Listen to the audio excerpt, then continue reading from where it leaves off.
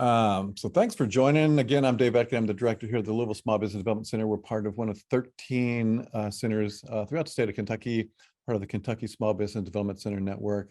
And if you have never heard us before, I guess you've heard of us because you're here today, but we try to be a great resource for everyone. And primarily what we try to do is help find funding for people when they start and grow their businesses. So that's one of the main things we like to do. So that means what we're doing today is looking at ways to finance and fund to start a business or to grow a business.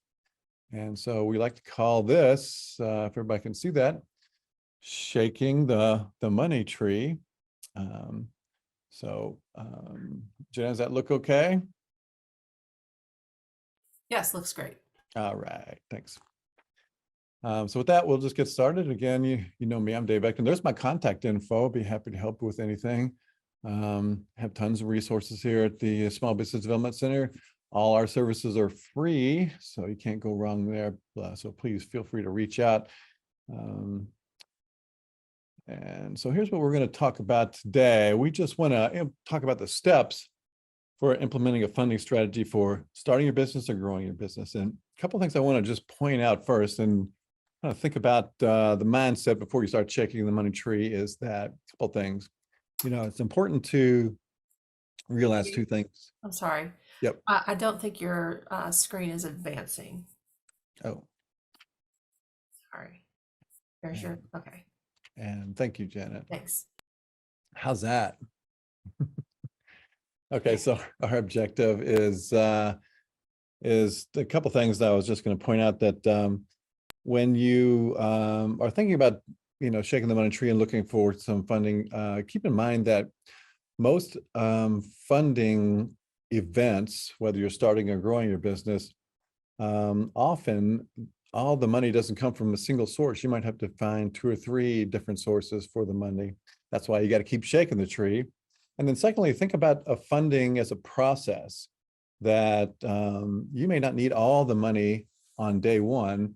Maybe you need a chunk of it here, and that'll get you through a few months until the next event where you need to have another funding source come in and fund you again. So think about plotting your funding pieces, on a timeline throughout the upcoming year, as you move through your event. So let's get started and talk about a funding strategy for your business.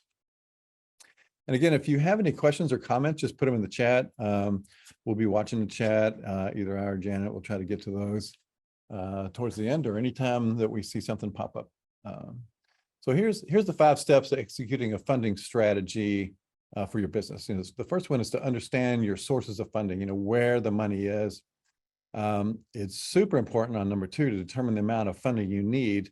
It's very disconcerting, especially from a lender and investor, when you go to them asking for money for some funding, and when they ask you how much you need and you have no idea, then they know you haven't planned your business at all, and chances of getting any funding are pretty low. So then you want to identify the sources of funding. Probably more than one, might be several. Have a business plan, plan your business out. That will help you with 1 and 2. And then put together a schedule where you approach the funding sources and make your pitch. So step 1, we need to understand a couple things. And firstly, we need to understand the difference between debt and equity. We've all heard these terms, I'm sure. So debt and equity. Let's look at these 2 things side by side. Debt is primarily where you borrow money from either an individual, a bank, or some other institution that lends you that money. It is debt. It is an obligation to repay, but it allows you to maintain ownership and control of the business. You'll have to pay some interest on the money, but often it's considered the cheapest way to grow your business. Why? Well, let's look at the equity side of this.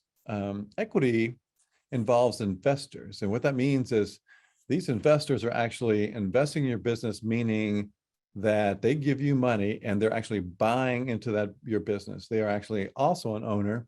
Sometimes If you have a bunch of investors, those investors and their equity contribution, they may own more of your business than you do, which means they can actually override your decisions. They can also fire you. They can put somebody else in there that they would prefer to run the business. And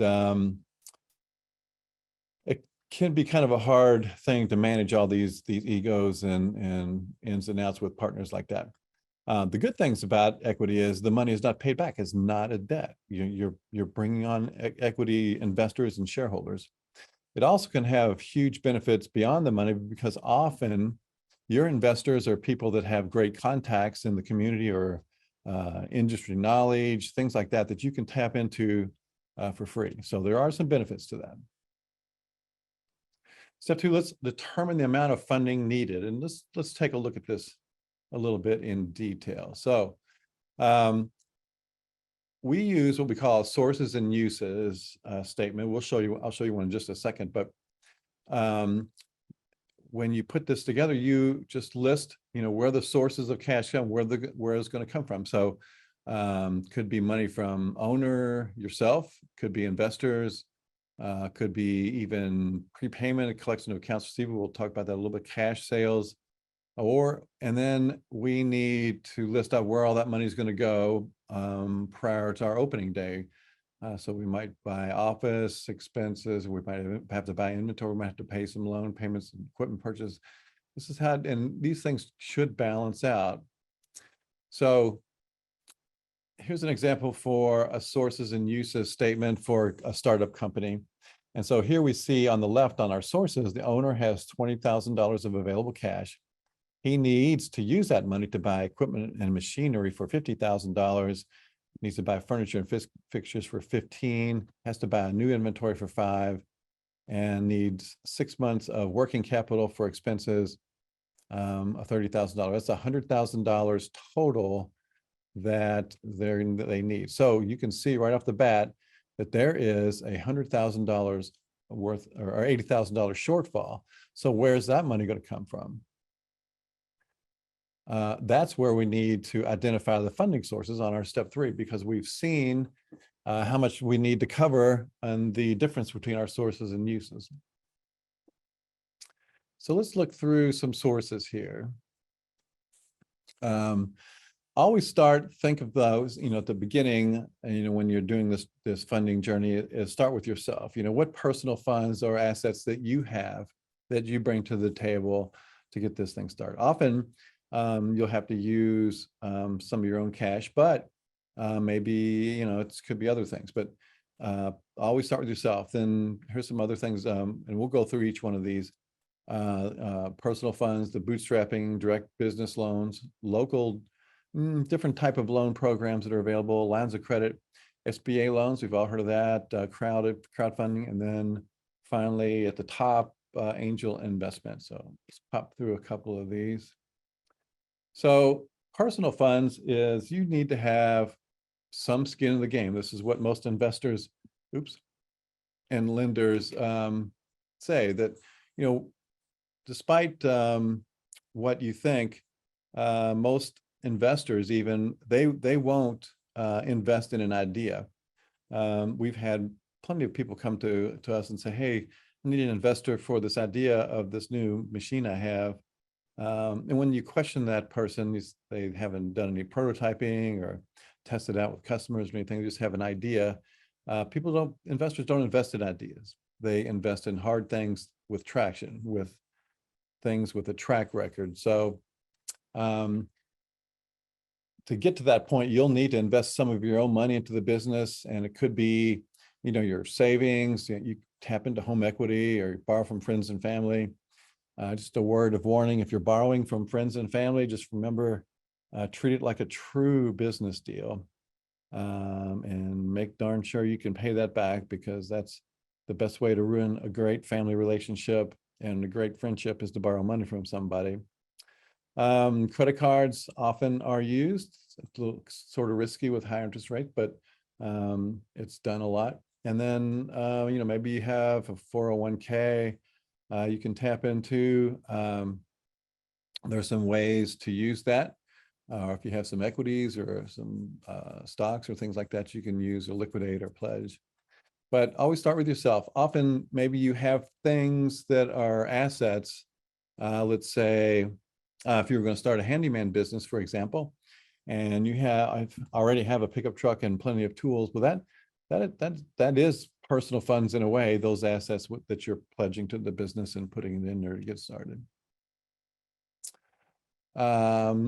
Next up the food chain is what we call bootstrapping. And in a nutshell, bootstrapping is finding ways to avoid the need for external financing or funding through just doing whatever you can to get things done.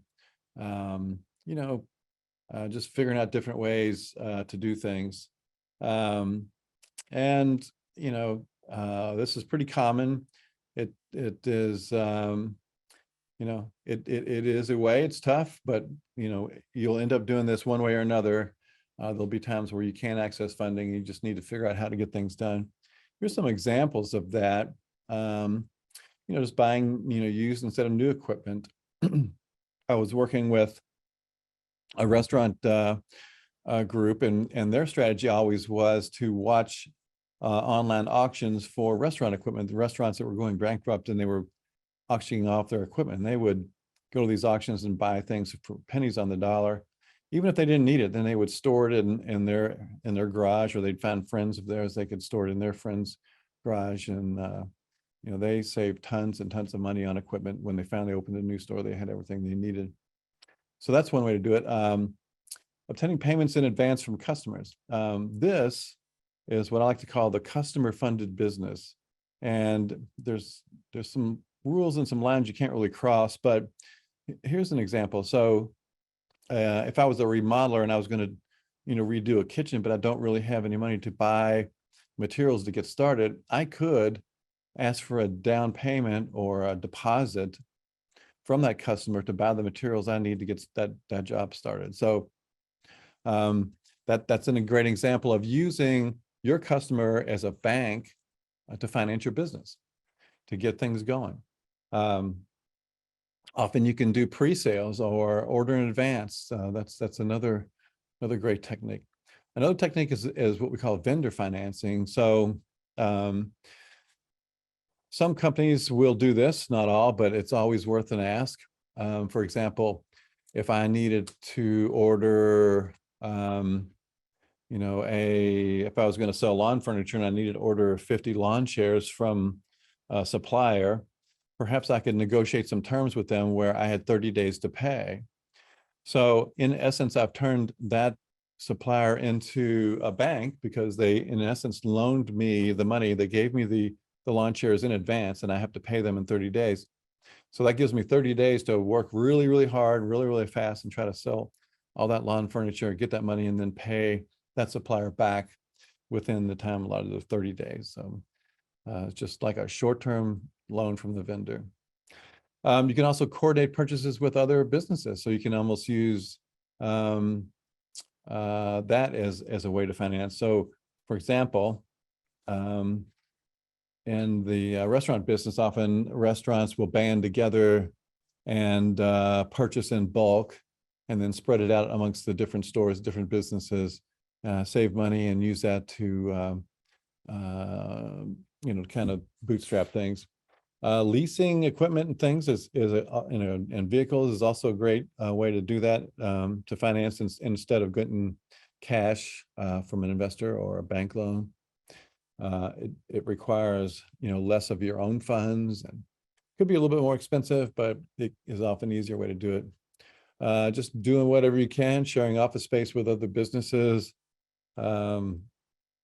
This is very common, do things like this, save money and, keep your overhead low.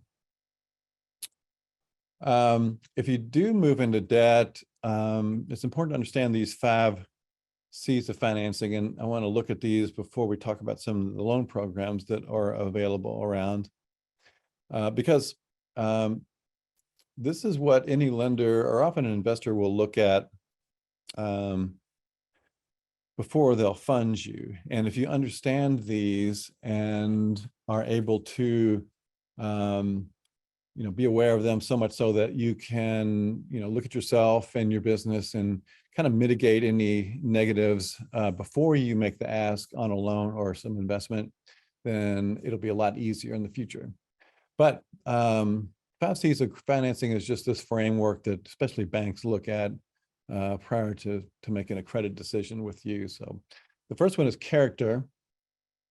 And basically it is, if and that's this whole character idea is what the whole credit scoring industry is based on. So people know that if an individual doesn't pay their bills ever, chances are in the future they're not going to change their ways drastically and quickly. So if a lot of creditors report to the agencies that this person doesn't pay on time or ever, then he might not be a good risk for you, because chances are he won't pay in the future. So that's why it's important to, before you especially make any application at a loan at a bank or to get a loan, is to pull your own credit and make sure that there's nothing on there that you're unaware of, or if so, you might want to work to repair your credit before you try to get financing for your business. You can get free credit reports on various ways. All the major agencies are required to give you a free credit report every year. You can use some free services like Credit Karma or things like that to see what's on there. Often there's mistakes for whatever reason you had paid a bill, but it didn't get removed from your credit. So that gives you an opportunity to clean that up. But make sure that you that you look at that and make sure it's good. The second C is collateral, and collateral is basically a secondary payment resource that a bank will use to secure the loan. And so, and it can be anything of value.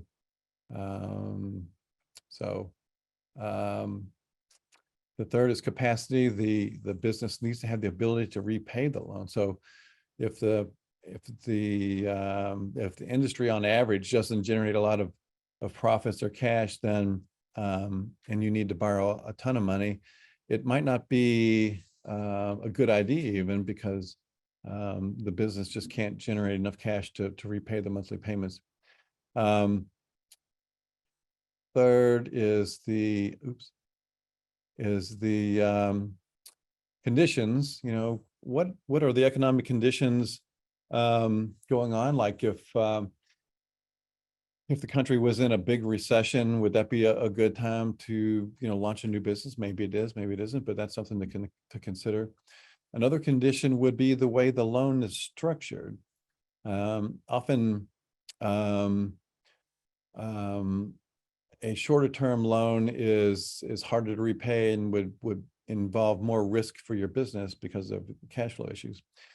Just a word of warning, often we see a lot of people come to us for advice, especially those that have taken advantage of online lenders. I won't name any, but you know who they are.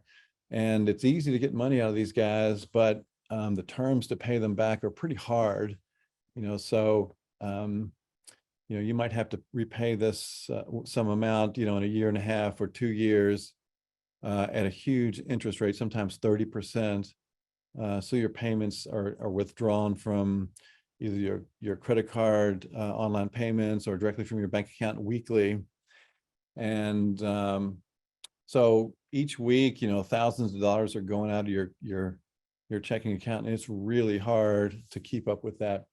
So often we will work with people that are stuck on these loans and refinance them through a traditional loan where we pay off that online lender, and then instead of paying it off in 2 years, we'll spread those out over 7 or 10 years. And so suddenly the payments go down from $5,000 or $6,000 a month to $800 a month, which that business can really manage that debt. So they're very thankful for that. And then finally, capital. Capital is the amount of money and assets and value that you're putting in the business too. So again, lenders and investors don't want to have all the risks. They want you to have some skin in the game. So you're going to have to put something in there. So those are the 5 C's. And again, this is what a banker will use to kind of take that first look at you and your business. So let's talk a little bit more about collateral and what that means. So, banks want some assets as, I'll just say this, banks do want these things, some sort of collateral as a secondary repayment source. So they can collect on and get some value back to pay the loan. Just because you have a collateral does not mean you'll get a loan. They're more interested in cash flow, actually, on how the business or you can repay or make these monthly payments. They're not in the business of liquidating assets. They don't want to do that. This is just a backup for them. But it's kind of good to understand collateral because it's important, and you need to understand how collateral is calculated. So the bank look at it from a liquidation value, not what you think the value of the business is or the asset is that you're using for collateral. So here's a table that shows some discounted value on different assets that you might use as collateral. And some things don't have a discount, like cash and cash value of life insurance. There's no discount because it's easy to know what that value is. It is what it is. There's no discount on cash. Some things do have discounts that they would use for value. So, for example, on corporate municipal bonds, if the value, the stated value is $1, the bank will only use 80 cents of that as collateral to back up your loan. Same with some of these other things. But again, savings deposits or treasury certificates, those are all easily calculated. That's 100%. Other hard assets like, equipment and things, again, there's some discounted value. It depends on the industry too. So restaurant equipment might be worth, 20 to 40% of new value. Inventory generally is 50% or less. You can use your accounts receivable, and accounts receivable, just for those, is the amount of money your customers owe you. So you can often use that to collateralize a loan or a line of credit. 85% is probably high, 60% maybe is probably more likely these days. Business and real estate, 60 to 80% for the most part. These are all the things that you would use to calculate how much collateral you'll have to back up the loan that you're borrowing. When you repay your loan back, it depends on the type of assets that you're purchasing, on how long that usually the banks will allow you to pay those things back. So real estate, generally up to 25 years. I know we have people join us from all over the country. Here in Louisville, Kentucky, on average, most of the real estate market, the commercial real estate market with the banks here is 15 years. It's kind of rare to get up to 25. Equipment is generally 10 years. That's usually SBA financing or leasing, and then working capital up to 7 years. So let's talk a little about just a little sad note on the term loans that we'll be talking about here in just a second, just so you know some background. So all these notes, they're repaid monthly. Again, it's totally different than what you might see on an online lender where they'll pull money out weekly, but you make monthly payments. That includes principal and interest. So you're always paying down on the loan. It can be both either a fixed rate where the payments remain the same over the life of the loan, or it could be variable, and they'll tie that to something. It used to be the LIBOR, the London Interbank Rate.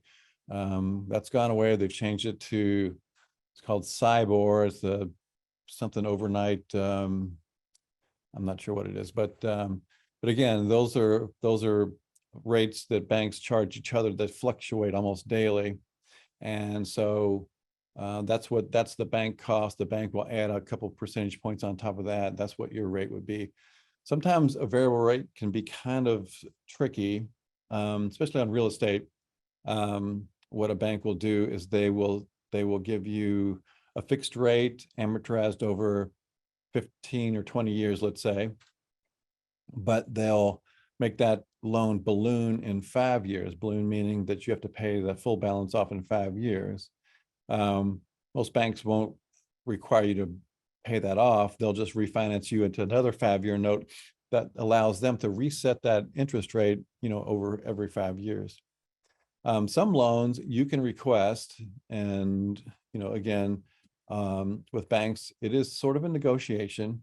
You can request that you pay interest only for a period of time, especially on a startup, or if you're doing an acquisition, especially with some financing vehicles, where you pay interest only for a period, maybe a year or two, and that allows you lower payments each month while you get the business up and running, get it stabilized going forward.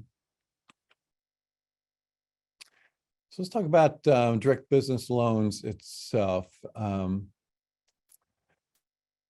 It's available, primarily to good established businesses or folks with, fairly decent credit, and the business owns assets,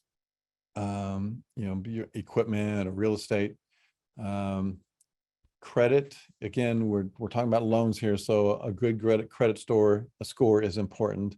So if you have some credit challenges, get help with a credit repair professional to kind of help work through that, and make sure that you can demonstrate the ability to repay that loan through cash flow in the business. So locally here in Louisville, we have some great funding partners that you can tap into.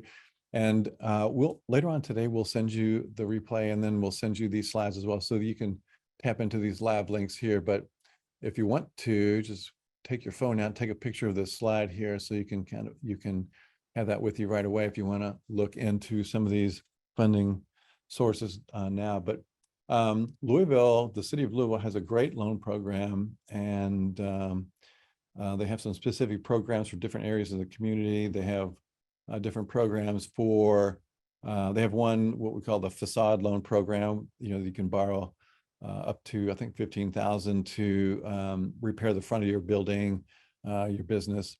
But the big thing they do is this, what we call gap financing. So a great example is if I need $100,000 to start my business, and I have $20,000 for my cash injection, and I have a bank that will lend me $60,000.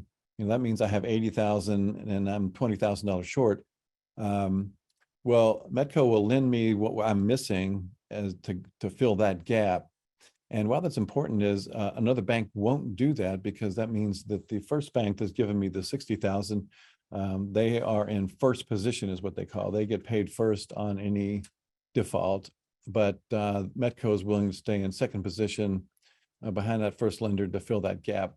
So that's a great program. You can look at the other programs they have at that link there. So great folks there at Metco, Teresa and Brenda. Check those guys out. Render Capital, they have a growth loan program and some other equity programs. They are an independent agency. They raise their own funds to help the community. Park Community Federal Credit Union, they are a great credit union. They have some microloan programs and small business loans. Great folks there at Park Community.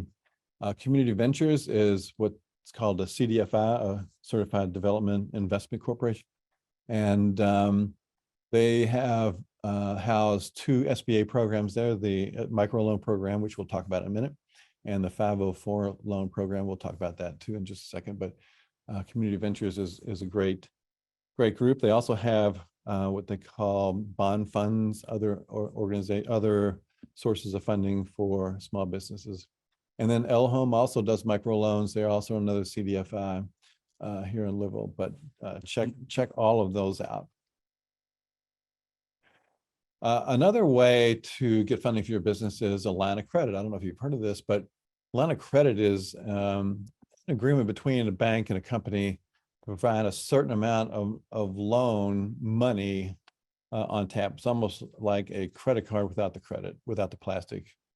And so the idea is that, for example, back to the contractor example, if I need to buy materials to start a job, I would withdraw money from my line of credit, and I would buy what I need. Then I would go and do the work. I would get paid, and then I would pay down what I owe on that amount. So it's not a fixed monthly payment. The only requirement is you would make monthly payments of interest only on the remaining balance. So if my line of credit was up to $100,000 and I had borrowed $20,000 out of that, meaning that I got 20,000 in cash out, but I could still borrow 80 if I wanted to, but I haven't. I would only pay interest on $20,000 for that period. But it's a great way to fund the ups and downs of your business, especially if you're a seasonal business like a landscaper or something like that. Or if you need to buy big chunks of inventory. But you have to be very disciplined with the line of credit. You don't want to borrow out of it, never pay anything back into it, never, only pay the interest payments. And then when that balance just stays static, generally the bank will call that loan. They'll want you to pay it all the way off. That's not what it's for. It's supposed to fluctuate from some amount to zero all the time. Again, it's just for handling short-term needs, renewal within a year, does require collateral. Again, a line of credit is one that's often tied to that accounts receivable as a collateral vehicle, as we talked about earlier. The SBA is a great program, a great organization that provides access to capital for small businesses. So they have several loan programs. They have the 7A loan program. This is their flagship program.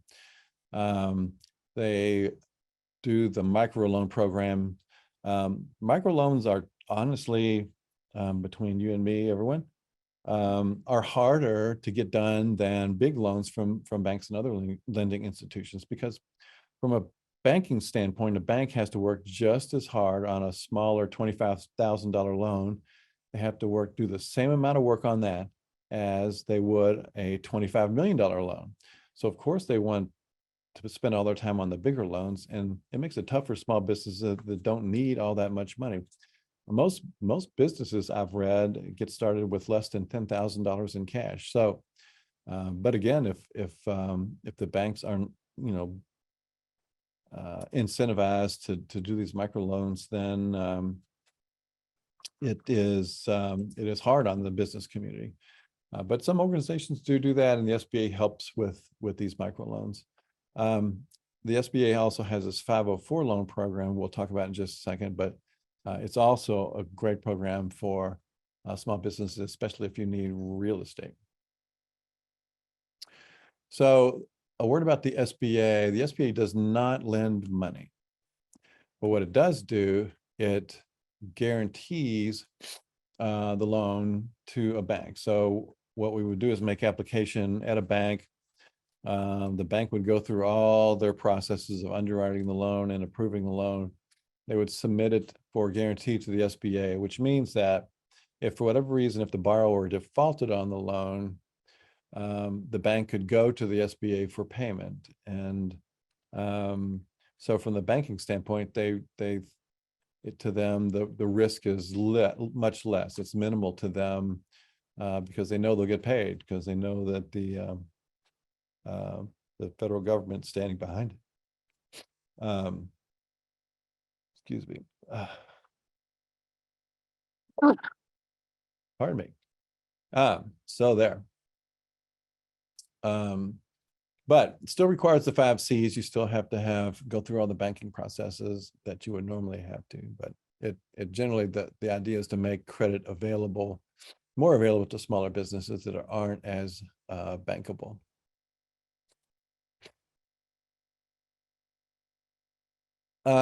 We've also heard of crowdfunding. Everyone's heard of that. Crowdfunding is a way to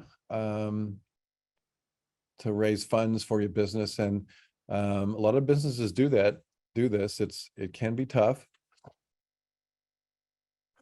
It is raising, a little bit of money from a large number of people. There's different ways to do it. There's rewards based, where you might give a funder something, or after some laws have changed, there's ways where you can actually buy in as an investor. WeFunder is one of those sites where you're actually an investor and a partner in a business. You can do that up till a few years ago. It is kind of tough. You have to learn how to do this. It takes good writing skill and storytelling skill. You have to humanize yourself and really talk about your business and how you got there. What was the dream? How you are trying to change the world and change yourself. Where your business is, and how things are moving along. I mean, it's a real hard sales process. There's a great group. I think they're in Oregon, called Crowdfund Better. If you just Google crowdfundbetter.com, or maybe it's .org. They have a lot of great online classes that you can take, resources. They're a good group. I would definitely check those out if you were thinking about crowdfunding. Here's some different sites. There's a different flavors of crowdfunding too. There's also what we call peer-to-peer lending, which is crowdfunding, but sort of differently. So Kiva is a group that we work with a lot, and they've recently expanded, I think, up to $50,000 after a couple initial steps. But you get a certain amount of your friends and family to invest in you, and then it'll kick it out to the world. You make regular monthly payments to pay it back. It is a loan at 0% interest. So the people that invested in you will get their money back, hopefully over time. They can invest in other people. So each time a successful entrepreneur gets funded, they're actually injecting capital into the entrepreneurial market that can be used again and again. Here's some resources. Again, we'll send you these slides with these live links that you can check out. If you want, you can go ahead and take your phone out and take a quick pic of this so that you have it right away if you want to look at that this afternoon before we send you the slides. But just go ahead and do that.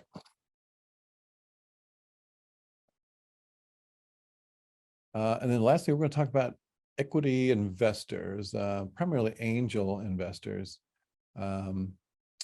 So we've all heard of angel investors. And the best example I can give you is, if you've ever watched the show Shark Tank, those are just angel investors. Who are they? They're individuals who invest their personal capital directly into startups. They're generally people that have been there and done that. They have some money. They're interested in startups because they were one themselves, and they want to give back or try to make some more money by doing that again.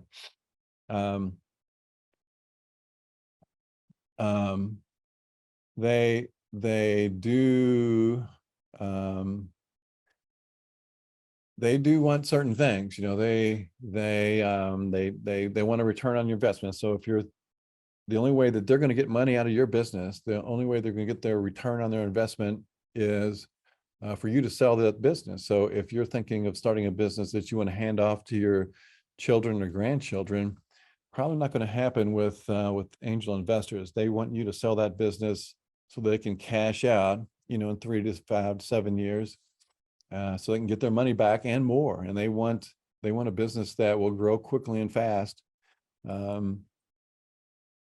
They want a big return for their risk. They want 3 to 5 times their money back, which is big. So if your business is opening a coffee shop, chances are it's growing fast enough that they could get that money back in 3 to 5 years. Probably not going to happen. Might not be um, a good investment for these type of investors. But there are some that are interested in this type of business.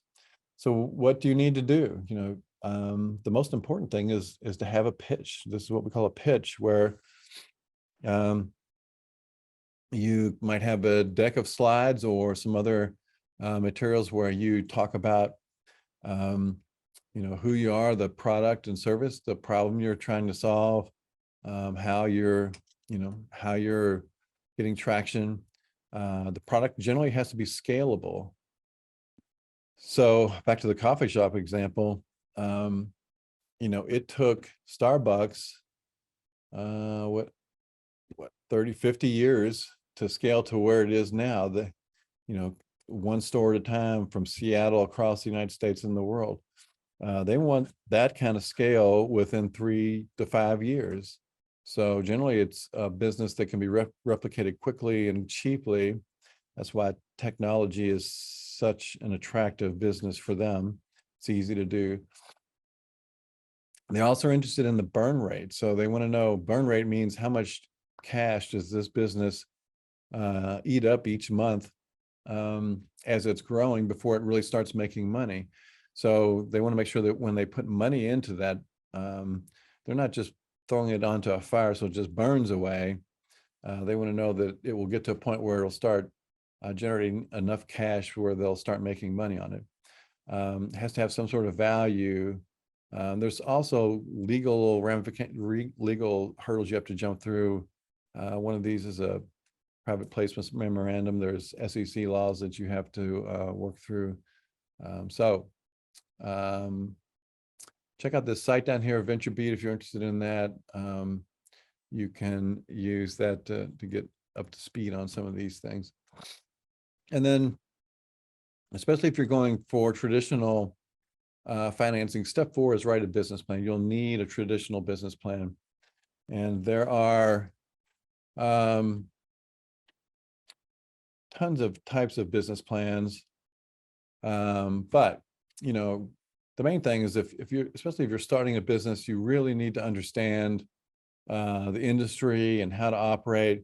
So part of the business plan is learning best practices, how to make things happen, and just planning the business. It'll save you tons of money if you do this.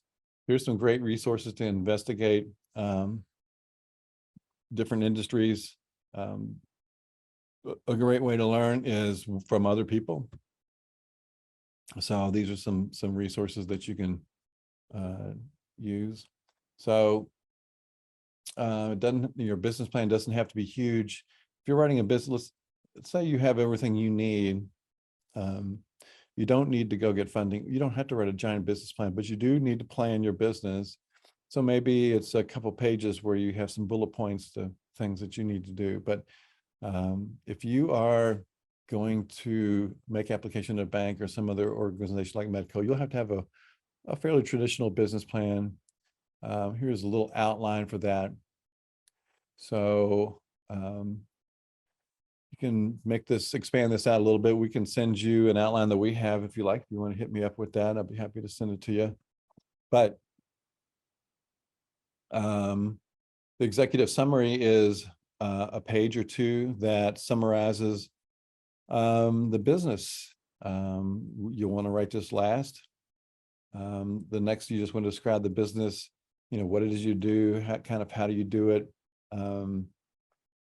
who's involved, how the organization is set up, who the customers are.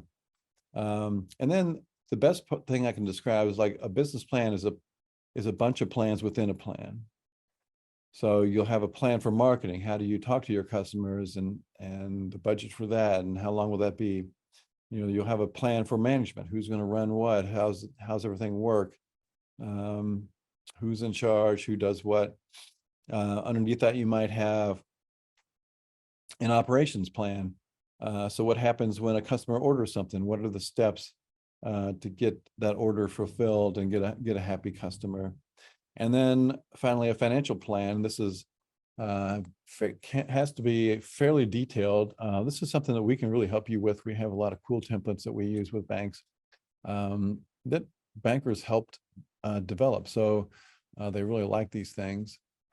But we can help you put that together. And these are the financial statements and projections that demonstrate that your business can comply with those 5 C's, especially the conditions part of it, where showing that your business can generate enough cash to pay those loans back. And then lastly, once you know how much you need, what are your sources, just approach the sources. So, make sure that you can, this is all about almost elevator pitch. Talk about, the team. We have an old saying here that bankers and investors bet on the jockey, not on the horse. They feel like a good, strong management team will always succeed over a great idea. So if you don't have experience, make sure that you can support yourself with a team that does. I'm actually working with somebody now who wanted to open a coffee, or is opening a coffee shop. And so she decided to work in a coffee shop and get those skills and hands-on. So that I really hats off to her for doing that. Know how to market your business and have that planned out. And if you get turned down, find out why you were told no. Ask why. What were those things that were red flags for the lender or the investor, and then see if you can do something about that, and improve for your next pitch. It's often a game of no's. It might take 10 no's to get a yes, but persistence pays in this. If you're looking for investors, I'll send you this if you like. Hit me up at the end. I'll give you my contact info. But these are the 14 questions, and if you can answer these fairly succinctly, you'll have a good outline for a business plan. You'll be able to do a good pitch for your business to equity investors.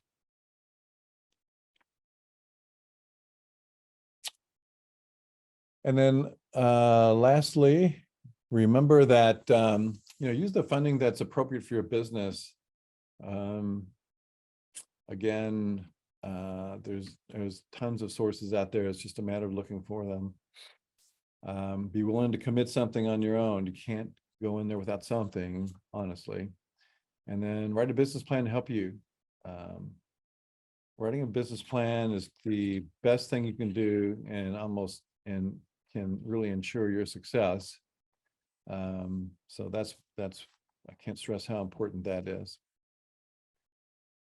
And again, we're here to help you guys with business plans. We do that all the time. Very happy to do that.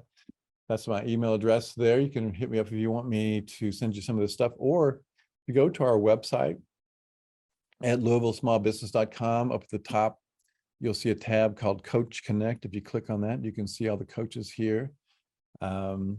You can schedule a Zoom call with one of us, and you see our calendars. Just pick a day and a time, and we'll be there on Zoom waiting for you. You don't have to talk to anybody or schedule anybody. You'll be able to do that right away. It's a great way to schedule some time to speak to people. So with that, I'll leave that up, and we can see if there's any questions here.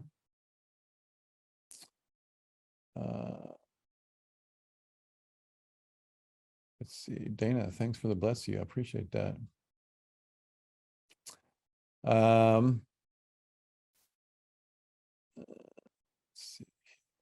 See any questions? Janet, do you see anything? Oh, here's one. Okay, yeah, Dana, the 504 loan program. So the 504 loan program is unique in a couple of ways, in that it's primarily for real estate purchases. And why it's so valuable is it's long-term. It's up to 25 years. And it only requires 10% down. You know, most real estate purchases now require 20 to 30% down. But it's put together in a partnership between a bank and another, it's called a CDC, a Community Development Corporation. That corporation provides government bond money for a portion of the loan. The bank provides a portion of the loan, and then you provide 10% of the loan. It can be used for a lot of different things.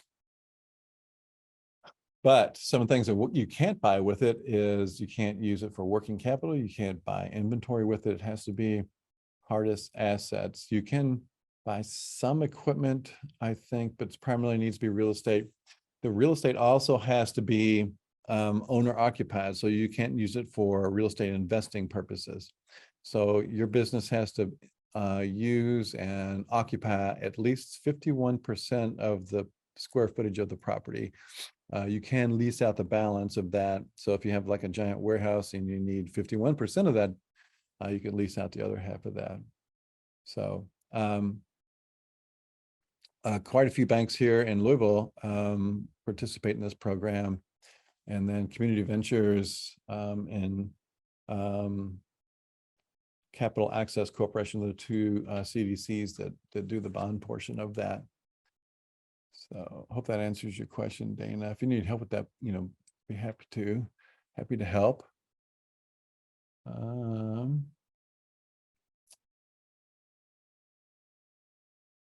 Any other questions today?